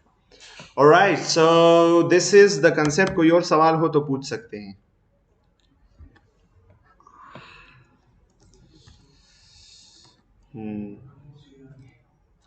अच्छा, आज मैं आपको ऐसा नहीं छोड़ूंगा, राइट? आज ये पूरा क्लास खत्म करेंगे फिर जाएंगे, क्योंकि अगर ये मैंने बीच में छोड़ दिया ना, कल से दोबारा से शुरू करेंगे, ठीक है? So we have to end all of this. Classes की समझ आ गई? बहुत आसान है, राइट? अब कार एक ऐसा ऑब्जेक्ट है जो कि व्हीकल है, व्हीकल का एक स्पेशल टाइप है। अब हर एक व्हीकल का इंजन होता है, हर एक व्हीकल का अपनी एक प्रॉपर्टीज होती है। तो इनहेरिटेंस जानते हैं, विरासत। आप एक क्लास से प्रॉपर्टीज और मेथड्स को दूसरे क्लास में भी ट्रांसफर कर सकते हैं। कैसे? ये देखिए, मैं यहाँ पे गौर से देखें, अच्छा बहुत ज्यादा आसान है। मैं एक व्हीकल का क्लास बनाता हूँ और इस क्लास के अंदर मैं लिखता हूँ इंजन पावर, ठीक है? और मैं यहाँ पे पावर लिखता हूँ और इसमें एक और नाम लिखता हूँ। व्हीकल में और क्या कॉमन होता है? इंजन का पावर सब में होता है, व्हील्स ना, नंबर ऑफ व्हील्स में भी सब में होते हैं। तो मैं ये दो प्रॉपर्टीज डिफाइन कर लेता हूँ, ठीक है? व्हीकल मतलब हर एक गाड़ी, जरूरी नहीं है कि वो कार हो, ट्रक भी हो सकता है, कोई भी। तो लेट्स से मैं और यहाँ पे एक मेथड भी डिफाइन करें, और वो मेथड क्या होना चाहिए? मूव। और इस मूव मेथड में बस व्हीकल इज मूविंग,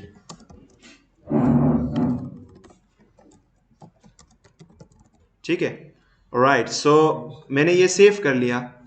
व्हीकल है हमारे पास, क्लास है। अब मैं चाहता हूं कि ये पावर और ये नंबर ऑफ व्हील्स ये इस कार के अंदर भी डिफाइन हो।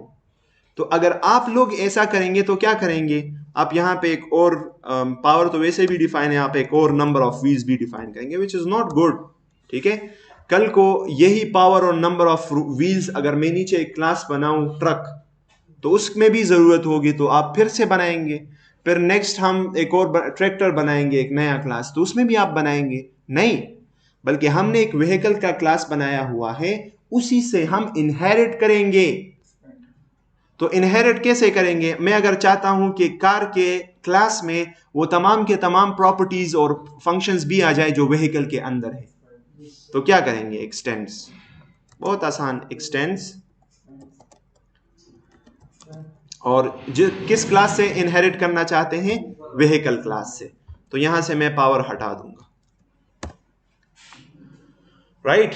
अब कोई कुछ चेंजेस हैं जो कि हमने यहां पे भी करनी है। अब जो पेरेंट क्लास होता है, vehicle is now parent class, car is now child class. Vehicle class का कंस्ट्रक्टर कब कॉल होगा ये भी आप इसको बताएंगे, और उसके कंस्ट्रक्टर को सुपर कहते हैं। तो सुपर को हम कहां पे कॉल करना चाहते हैं?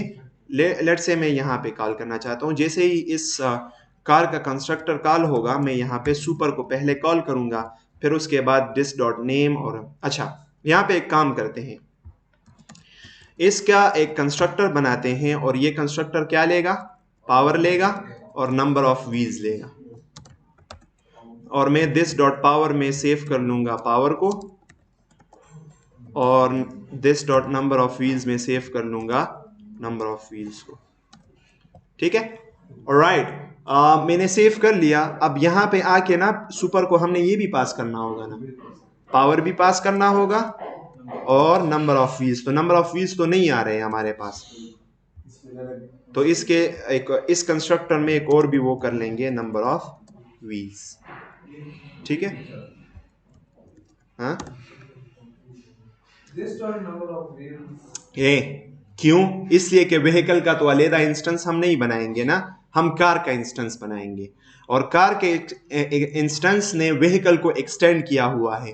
तो बाहर के यूजर को जो इंस्टेंस बनाएंगे उसे ये फील होगा कि कार का जो क्लास है उसमें मेरे पास नंबर ऑफ व्हील्स और पावर की भी प्रॉपर्टीज है, लेकिन वो उसमें नहीं होगी, वो उसने व्हीकल से एक्सटेंड की होगी।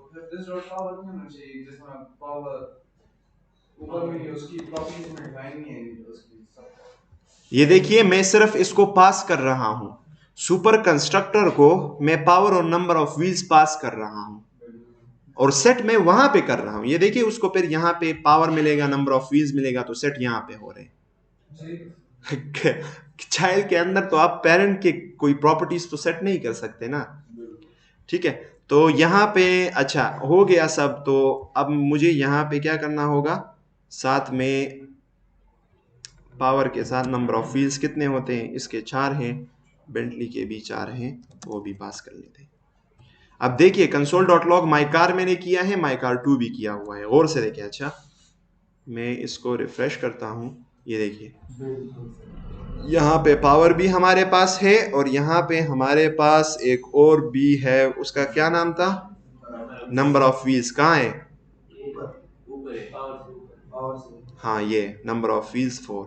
ठीक है, साथ में एक मूव का वो जो फंक्शन है वो मुझे नजर नहीं आ रहा, आपको नजर आ रहा है? नहीं आ रहा है। मूव का एक फंक्शन भी यहाँ पे मेथड था, ये पेरेंट में मूव का एक मेथड भी था, वो भी अवेलेबल नहीं है। क्यों? हाँ, नहीं अवेलेबल तो होना चाहिए ना। ठीक है, हमने कॉल नहीं किया, लेकिन वो यहाँ पे नहीं होना चाहिए, वो प्रोटोटाइप में चले गए। अच्छा, इसको छोड़े, बस मतलब फंक्शन हमें शो नहीं होते कंसोल में। ठीक है, हमें सिर्फ प्रॉपर्टीज शो होते। तो अब मैंने किसका इंस्टेंस बनाया हुआ है? कार का। अब मैं इस कार के इंस्टेंस पे मूव को भी कॉल कर सकता हूं। Very strange thing, right? ये देखिए, व्हीकल स्टार्टेड मूविंग। क्यों? इसलिए कि कार ने एक्सटेंड किया हुआ है व्हीकल को, उसको सारे व्हीकल के प्रॉपर्टीज और मेथड सब कुछ अवेलेबल है, तो आप उसको भी यूज कर सकते हैं। मतलब चाइल्ड का जो ऑब्जेक्ट होगा सर, उसमें आपको पेरेंट के भी सारे प्रॉपर्टीज और मेथड्स वो अवेलेबल होंगे। This is the point. So this is the inheritance. The last topic is prototype. What is prototype? अगर मैं इन ऑब्जेक्ट्स को खोलूँ ना, जो ऑब्जेक्ट्स मुझे मिल रहे हैं, कोई भी ऑब्जेक्ट हो, मैं पर्सन का ऑब्जेक्ट, जो ऊपर मैंने कार का ऑब्जेक्ट डिफाइन किया हुआ है, उसको भी मैं यहाँ पे instead of car dot status मैं यहाँ पे कार को कंसोल कर दूंगा। मैं अगर इसको रिफ्रेश करूं और इसको एक्सपैंड करूं तो यहाँ पे मुझे एक प्रोटोटाइप का ऑब्जेक्ट मिल रहा है, एक प्रोटोटाइप की एक प्रॉपर्टी मिल रही है, जिसको मैं अगर एक्सपैंड करूं तो एक और ऑब्जेक्ट है, जिसके अंदर अगर मैं नीचे आऊं तो मुझे एक और अंडरस्कोर अंडरस्कोर प्रोटो में मुझे एक और ऑब्जेक्ट मिलेगा। उसके अंदर अगर मैं आ जाऊं तो फिर अंडरस्कोर अंडरस्कोर प्रोटो में मुझे एक और ऑब्जेक्ट मिलेगा, और वो आखिर में मुझे नल मिल जाता है। इसी तरह से अगर मैं नीचे आऊँ, गौर से देखें, नीचे के ऑब्जेक्ट को मैं एक्सपेंड करूं तो मुझे प्रोटोटाइप नजर आ रहा है, और प्रोटोटाइप में वो क्या दिखा रहा है? व्हीकल। व्हीकल को मैं अगर एक्सपेंड करूं तो व्हीकल का स्ट्रक्चर स्टार्ट, फिर प्रोटोटाइप, मूव यहाँ पे है ऑल द वे टू। अच्छा, ये क्या है? जिस ऑब्जेक्ट को भी आप डिफाइन कर लेते हैं जावास्क्रिप्ट में, उसमें एक प्रॉपर्टी होगी प्रोटोटाइप। प्रोटोटाइप का क्या मतलब है आपको पता है? जब आप कहते हैं कार डॉट स्टेटस, जब आप कहते हैं कार डॉट स्टेटस, जावास्क्रिप्ट क्या करता है कि इस कार के अंदर इमीडिएटली देखता है कि इसके अंदर कीज में कोई स्टेटस की की मौजूद है कि नहीं। अगर वो उसके अंदर मौजूद ना हो तो वो प्रोटोटाइप के ऑब्जेक्ट को भी एक्सप्लोर करता है, और उसके अंदर स्टेटस को, सारे प्रोटोटाइप्स को तलाश करता है। तो व्हाट इज प्रोटोटाइप? अगर आप मुझसे पूछे कि प्रोटोटाइप क्या है, इसका यूज क्या है, तो यूज में बता दूंगा कि इनहेरिटेंस जो होता है, जो व्हीकल, जो कार इनहेरिट कर रहा था व्हीकल से, ये किसकी वजह से होता है? प्रोटोटाइप से। अगर आप कार के उसको एक्सपेंड करें, ये देखिए, और से देखिए, अच्छा कार को मैं एक्सपेंड करूं, मुझे यहाँ पे प्रोटोटाइप मिल रहा है। प्रोटोटाइप में अगर मैं इसको एक्सपेंड करूं तो मुझे स्टार्ट का एक वो मिल रहा है, एक और ऑब्जेक्ट मिल रहा है जिसमें स्टार्ट और एक कंस्ट्रक्टर मौजूद है। इस ऑब्जेक्ट के अंदर एक और प्रोटोटाइप है, मैं अगर उसको एक्सपेंड करूं तो उसके अंदर मूव का फंक्शन है, और हमने यहाँ पे डायरेक्टली माई कार पे क्या किया हुआ है? डायरेक्टली डॉट मूव को कॉल किया। इसका मतलब क्या है कि जावास्क्रिप्ट आपको एरर थ्रो नहीं करता जब तक वो पूरे ऑब्जेक्ट को एक्सप्लोर नहीं करता। मूव की प्रॉपर्टी को वो उस ऑब्जेक्ट के अंदर भी देखेगा और उसके सारे प्रोटोटाइप्स में भी देखेगा। और प्रोटोटाइप क्या होता है? Prototype is an object, is a parent object that one object is pointing to। कैसे एक्सप्लेन करूं? मतलब अगर कोई चाइल्ड है तो वो प्रोटोटाइप के जरिए ऊपर वाले को एक्सेस एग्जैक्टली। देखिए सिंपल, प्रोटोटाइप ना, जो भी ऑब्जेक्ट आप बनाएंगे वो किसी पेरेंट को पॉइंट करेगा, और कैसे पॉइंट करेगा? Using the prototype. Prototype child में होता है, और उसका पेरेंट जो ऑब्जेक्ट है वो इनसाइड प्रोटोटाइप के की में उसका ऑब्जेक्ट पड़ा होता है, वो पेरेंट का ऑब्जेक्ट। इस तरह पेरेंट के ऑब्जेक्ट का भी कोई पेरेंट होगा ना। आखिर में प्रोटोटाइप चेन में आखिर में आप चले जाएं तो आखिरी जो ऑब्जेक्ट है उसके प्रोटोटाइप में नल होगा।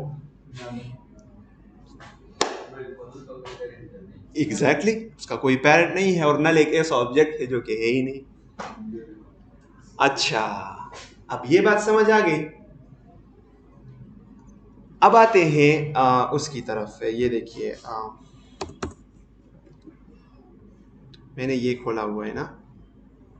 So prototypes are the mechanism by which JavaScript object inherit features from one another. In this article we have, अच्छा, तो in the browser's console try creating an object literal। एक ऑब्जेक्ट क्रिएट करें और उस object को अगर आप dot greet करें तो आपको ये मिल जाएगा, ठीक है। This is an object with one data property city and one method greet. If you type the object's name followed by a period into the console like my object, देखिए मैं अगर यहाँ पे आऊँ ना और मैं माई कार में माई कार डॉट, ये सारे के सारे प्रॉपर्टीज कहाँ से आ गए? ठीक है, कंपनी नेम इसमें मौजूद है, हमने डिफाइन किया हुआ है, इंजन स्टेटस इसमें मौजूद है, नेम मौजूद है, लेकिन ये जो डिफाइन गेटर है, define setter, lookup, constructor has own properties, prototype of to local string to string, ये कहां से आ गए? This is coming from the prototype, this is coming from the prototype. तो मैं अगर इस पे डॉट स्ट्रिंग को कॉल करूं तो ये इस पूरे ऑब्जेक्ट को स्ट्रिंग में कन्वर्ट कर देंगे, ठीक है। तो अब ये डॉक्यूमेंटेशन क्या कह रहा है? ये कह रहा है कि then the console will pop up a list of all the properties available to this object. You will see that as well as city and grid, there are lots of other properties. In properties के अलावा भी बहुत कुछ होगा। तो ये क्यों? What are these extra properties and where do they come from? Every object in JavaScript has a built-in property which is called its prototype. हर एक object की एक built-in की होगी जिसको कहते हैं prototype. और the prototype itself is an object, और उसके value में एक object पड़ा होगा. So the prototype will have its own prototype, making what's called a prototype chain. तो फिर प्रोटोटाइप की है, उसमें एक ऑब्जेक्ट पड़ा है, उसके अंदर भी प्रोटोटाइप होगा, उसके अंदर भी एक ऑब्जेक्ट होगा, फिर आखिर में नल होगा, ठीक है। Alright, so what is the मतलब यूज क्या है इसका? सेटिंग अ प्रोटोटाइप। तो लेट्स से आप प्रोटोटाइप क्रिएट करना चाहते हैं, और कंफ्यूज नहीं करता, सिर्फ बस ये बताना चाहता हूं कि कार है ना, कार के क्लास में आप एक नई प्रॉपर्टी ऐड करना चाहते हैं, so you have to add this by using the prototype. आप डायरेक्टली ऐसे नहीं कर सकते। कार डॉट कोई और प्रॉपर्टी बताए कार की,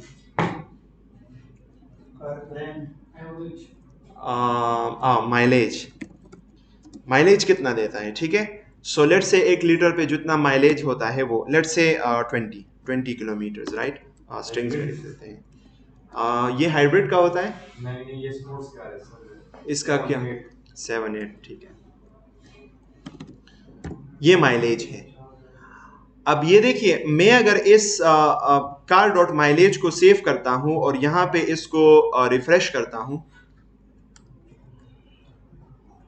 मैं इसको कंसोल भी कर देता हूं, console dot log my car dot mileage. अब देखते हैं कि माइलेज आ गया है कि नहीं। अनडिफाइंड नहीं है। ये देखिए, इस इंस्टेंस में, ये इस क्लास का इंस्टेंस है ना, इसमें माइलेज की प्रॉपर्टी नहीं है। क्यों? क्योंकि हमने ऐसे सेट किया हुआ है, और ऐसे हम क्लास की प्रॉपर्टीज को सेट नहीं कर सकते। कैसे करेंगे? Car dot prototype dot mileage 7 kilometre. तो अगर आप कार से क्लास से बाहर किसी नए प्रॉपर्टीज को सेट करते हैं तो प्रोटोटाइप का इस्तेमाल करें। इतना कंफ्यूजिंग है ना ये, जितना डीप आप डाइव लगाएंगे इसके अंदर उतना ही कंफ्यूज होंगे। लेकिन द की पॉइंट इज कि अगर आप क्लास के बाहर क्लास में किसी नए प्रॉपर्टीज को सेट कर नई प्रॉपर्टी को सेट करना चाहते हैं, यूज प्रोटोटाइप। ये देखिए, अबे दोनों कार्स में हमारे पास माइलेज होगा, और डायरेक्टली नहीं होगा बल्कि प्रोटोटाइप के अंदर होगा। ये देखिए, ठीक है। आज के लिए इतना ही। You are very confuse, I know, लेकिन मैंने ये ख़त्म करना था। आप ऑब्वियसली वीडियो देखेंगे घर में, तो इसको बार बार देखें, जिस जगह की समझ ना आए वो मुझसे काइंडली पूछें। लेकिन इनहेरिटेंस तक बहुत ज़्यादा जो हमने पढ़ा ये ज़रूरी है। उसके बाद प्रोटोटाइप को सिर्फ इतना समझे कि इनहेरिटेंस कैसे काम करता है, और हर एक ऑब्जेक्ट के अंदर बस प्रोटोटाइप होता है। जब हम कोई की एक्सेस करते हैं किसी ऑब्जेक्ट की, तो वो सिर्फ उस ऑब्जेक्ट के अंदर जावास्क्रिप्ट सिर्फ उसको उस ऑब्जेक्ट के अंदर नहीं देखता, बल्कि उसके प्रोटोटाइप की में जो ऑब्जेक्ट पड़ा है उसके अंदर भी देखता है। मुझे नहीं पता, लेट्स सर्च।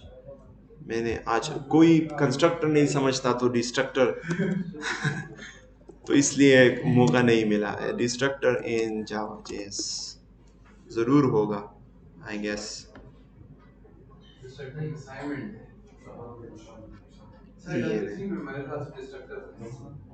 क्लास डिस्ट्रक्टर ये पूछा है इन्होंने। ऑलराइट, सो आंसर क्या है? No. ECMAScript does not specify any garbage collection semantics. It's also there is nothing like a destruction. वो फेक है ना. हाँ. लेकिन स्टिल आप ये नहीं कह सकते कि JavaScript is rubbish. It's very unique language, बहुत ज्यादा फ्लेक्सिबल है, वेरी बियॉन्ड.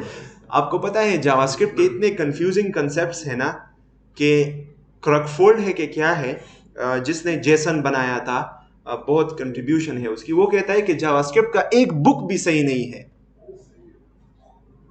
जो याहू का एक काइंड ऑफ फाउंडर है, वो कहता है कि जावास्क्रिप्ट इतना कंफ्यूजिंग और इतना लोगों ने गलत अंडरस्टैंड किया हुआ कि इसका एक बुक भी सही नहीं. यानी डेनियल क्रकफोर्ड शायद वही. तो इट्स कंफ्यूजिंग राइट. कोई सवाल हो पूछिए प्लीज, ताकि थोड़े से कंसेप्ट. मजा आया. हाँ इंशाल्लाह. नहीं सारे सही है, लेकिन उसमें मतलब लोग अंडरस्टैंड उसको गलत करते हैं, तो शायद उस वजह से उसने कहा है. That's it for today. Inshallah, see you tomorrow with a very important topic. अब से ना फुल क्लास प्रोग्रामिंग कंसेप्ट शुरू हुए. So आप फुल क्लास प्रोग्रामर्स अब बन रहे हैं अगर आप प्रैक्टिस कर रहे हैं साथ साथ. That's it for today. Inshallah, see you tomorrow.